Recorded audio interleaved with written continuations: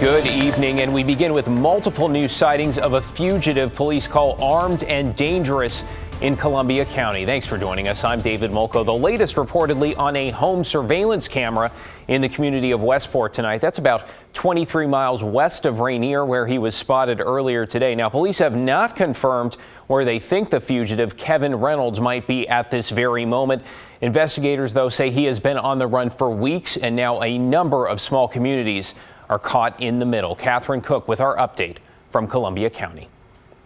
The Rainier School District will be closed on Thursday. No classes as the search for Kevin Reynolds continues. It's an effort that's included the SWAT team, canine units, and drones, but so far, no arrest. As the sun set over Rainier Wednesday, the search for a fugitive continued. Columbia County Sheriff's deputies spent a second day and night combing through brush and outbuildings for Kevin Reynolds. The 41-year-old is wanted out of Cowlitz County and considered armed and dangerous. He faces multiple charges, including robbery 1 and felon in possession of a firearm. On Tuesday, authorities learned he was staying in Rainier. Sheriff Brian Pixley says that's when things turned violent. When we responded, the suspect exited the trailer, produced a firearm, pointed it at several police officers and bystanders in the area, fired one shot at a passerby, and then disappeared into the woods. It's unfortunate. Our community is afraid. Our students, our staff are afraid.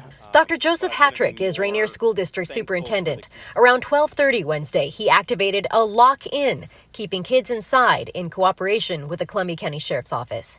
Deputies had set up a perimeter near the school to search for Reynolds. Normally, kids would have gone home around 1 o'clock Wednesday, but they stayed until 2:20 when deputies gave the all clear. The comforting thing to hear from Columbia County Sheriff throughout the day was our students are safest here. Let's keep them off the roads. Let's keep them in a safe place. And so we did that. With Reynolds still on the loose, the district announced that schools would remain closed on Thursday. Investigators are still searching for Reynolds as a community waits on edge. But I think the number one thing is just fear and anxiety that there's someone out in our community right now that we have no idea where or how to prepare for that. If anyone sees Kevin Reynolds or knows where he is, they're asked to call 911 right away. Again, he's considered armed and dangerous. In Rainier, Catherine Cook, KGW News.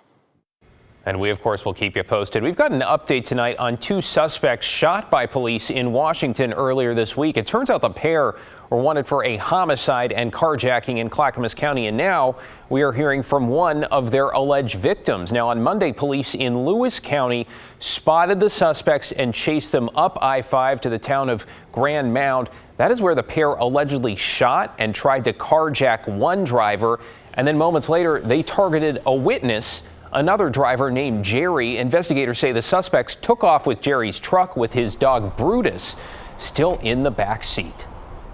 It was so quick. It was like, whoa, this guy has a gun. Whoa, he's shooting. Whoa, he's in my face. They didn't care. They had nothing to lose. Wow. When police caught up with them again, officers fired at the truck, killing one of the suspects and wounding the other. Brutus was not hurt, but Jerry says it took 6 hours for him to find out he was okay. The surviving suspect is now in the hospital. We're working to learn more about the original crime in Clackamas County that sparked that initial search. Tonight, the Clark County Sheriff's Office is now tracking the number of drivers who are refusing to pull over for traffic stops. They say it's getting worse and worse, with more than 350 drivers fleeing from stops in just the last 8 months or so. Now, one of the latest incidents was just last night. Deputies say a teenager made an illegal U-turn right in front of a fully marked Clark County Sheriff's Officer patrol car and then took off. The driver, they say, was going around 100 miles an hour in a residential area. Deputies say they broke off that chase, but later found the car and then arrested the teen. Even though it was late at night, people are still out walking, people are out doing stuff, and cars pulling out and merging aren't expecting other cars to be doing triple the speed limit through the neighborhood. Deputies say it is not clear why more people are refusing to stop. Some point to a new Washington law that places restrictions on police pursuits. Others say drivers could be frightened or trying to get away if they are wanted for a crime. A follow-up tonight on Measure 114. That is the statewide measure Oregon voters approved that requires permits to purchase firearms, new safety training, and also bans high-capacity magazines. Now, you might remember several county sheriffs have said they will not enforce that last portion. But tonight, our focus is on the timeline, with the Secretary of State saying 114 will take effect in just 3 weeks, sooner than expected. Now, Oregon State Police are heading up the next steps. Pat Doris looked into the many outstanding questions around the measure tonight on The Story. After Election Day, when it looked like this measure was going to pass, gun sales, or at least people trying to buy guns in Oregon, it just skyrocketed. Here's the latest data from state police. This is the daily average for what's called the Firearms Instant Check System, or the background check that's run now before someone can buy a gun in the state. You can see in 2018 and 19, it was about 750 to 800 every day. And then on the right side, you see the pre-election number of about 850. And now, after this past election, the system is averaging about 4,000 background checks every single day. So probably 4,000 guns purchased. In fact, state police tell us last week, during the week of the election, there were over 18,000 of these transactions.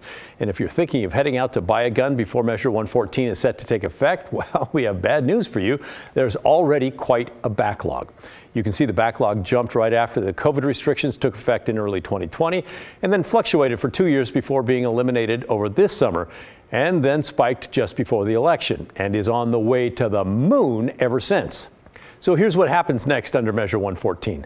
Oregon State Police is responsible for making a standardized application that sheriff's offices and police departments across the state can then give people hoping to buy a gun. But that application has not been finalized yet. And here's an interesting note. According to the Oregonian, even people who drafted this measure thought it would not take effect until the middle of January. That's a month after the votes are officially certified. But according to the Secretary of State's office, it doesn't work that way. Voter-approved measures, which this is, take effect a month after Election Day, not a month after certification. That effectively gives agencies a month less to prepare. Then there's the magazine capacity part of the measure, restricting it to 10 rounds or even fewer. That part is already being challenged as unconstitutional in California in a different federal lawsuit before the Ninth Circuit Court.